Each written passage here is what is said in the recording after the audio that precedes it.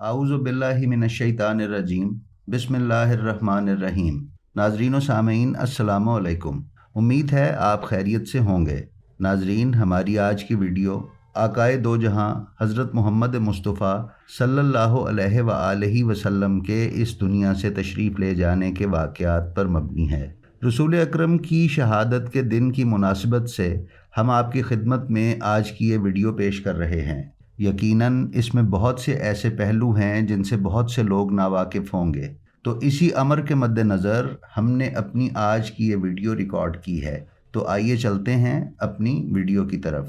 خاتم الانبیاء سید الرسل نیر اعظم حضرت محمد مصطفیٰ صلی اللہ علیہ وآلہ وسلم کی شہادت شیعہ ماخذ کے مطابق 28 صفر سن 11 ہجری کو ایک یہودی عورت کے زہر دینے کی وجہ سے ہوئی ہے۔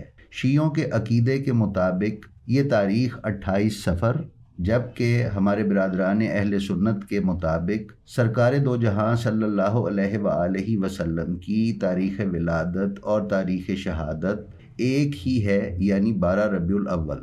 رسول خدا سن 11 ہجری میں آخری سفر حج مکہ، غدیر خم اور مدینہ میں بیماری سے پہلے اور اس کے بعد اپنے اصحاب کے مجمع میں خطبے کے دوران کبھی صراحت کے ساتھ تو کبھی بند لفظوں میں اپنی رحلت کی خبر دے چکے تھے، جیسا کہ قرآن نے بھی رسول خدا کے ماننے والوں کو آگاہ کر دیا تھا کہ رسول اکرم غذا، لباس، شادی بیاہ، بیماری اور بڑھاپے کے اعتبار سے دیگر انسانوں کی طرح ہیں اور انہی کی طرح ہی رحلت کریں گے۔ رسول خدا نے اپنی رحلت کے 1 ماہ پہلے ہی بیان فرما دیا تھا کہ میرا فراق نزدیک ہے اور خدا کی جانب بازگشت قریب ہے۔ آپ نے حجۃ الوداع کے موقع پر رمی کرتے وقت فرمایا تھا کہ تم لوگ اپنے مناسک مجھ سے یاد کر لو، شاید اس سال کے بعد میں دوبارہ حج پر نہ آ سکوں اور تم لوگ ہمیں اس جگہ دوبارہ نہ دیکھ پاؤ۔ ایک دن حضرت کو خبر دی گئی کہ لوگ آپ کی موت کی خبر سن کر غمگین اور پریشان ہیں۔ رسول خدا فضل بن عباس اور علی ابن ابی طالب علیہ السلام کی مدد سے مسجد گئے اور خدا کی حمد و ثنا کے بعد فرمایا، مجھے خبر ملی ہے کہ لوگ اپنے پیغمبر کی موت سے پریشان ہوئے۔ کیا مجھ سے پہلے والے پیغمبروں کو موت نہیں آئی؟ آگاہ رہو، میں اپنے رب کی رحمت سے جا ملوں گا اور تم لوگ بھی اپنے رب کی رحمت سے ملحق ہو جاؤ گے۔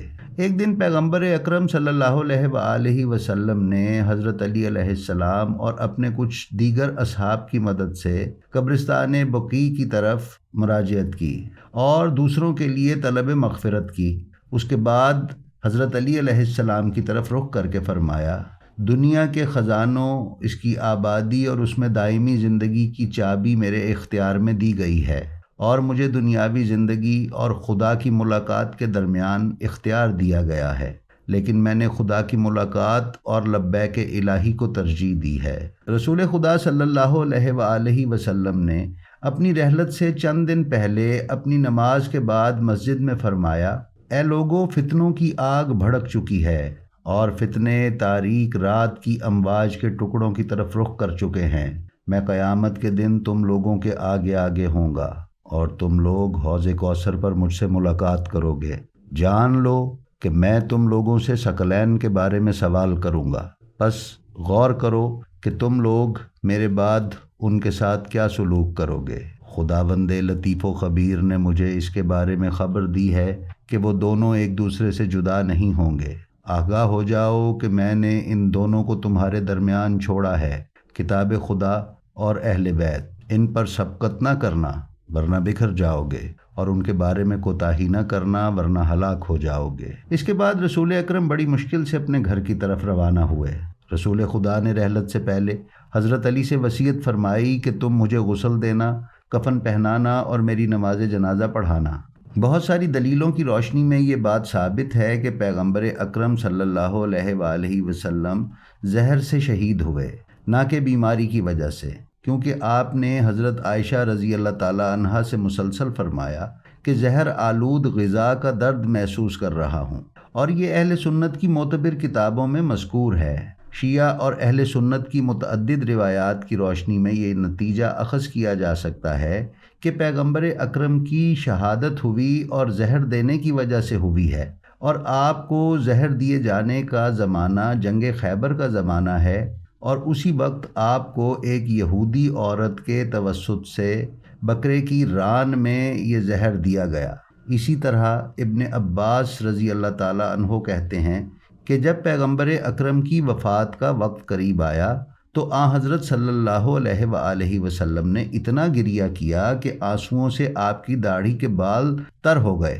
رسول اکرم صلی اللہ علیہ وآلہ وسلم سے گریہ کا سبب معلوم کیا گیا تو آپ نے فرمایا، میں اپنی آل کے لیے گریہ کر رہا ہوں، اس وجہ سے کہ میری امت کے شرپسند ان کے ساتھ کیسا کیسا سلوک کر رہے ہیں۔ گویا میں اپنی لخت جگر فاطمہ پر ظلم ہوتے دیکھ رہا ہوں اور وہ فریاد بلند کر رہی ہیں، ہائے بابا ہائے بابا، لیکن میری امت کا کوئی بھی ان کی مدد نہیں کر رہا۔ جب حضرت فاطمہ سلام اللہ علیہا نے اپنے والد گرامی کی باتوں کو سنا تو آپ بھی رونے لگیں۔ حضرت صلی اللہ علیہ وآلہ وسلم نے فرمایا، اے میری لخت جگر، گریہ نہ کرو۔ بی بی نے جواب دیا، یا رسول اللہ، میں اس وجہ سے نہیں رو رہی ہوں کہ آپ کے بعد ہمارے ساتھ کیا ہوگا، میں تو آپ سے جدائی اور دوری کی وجہ سے گریہ کر رہی ہوں۔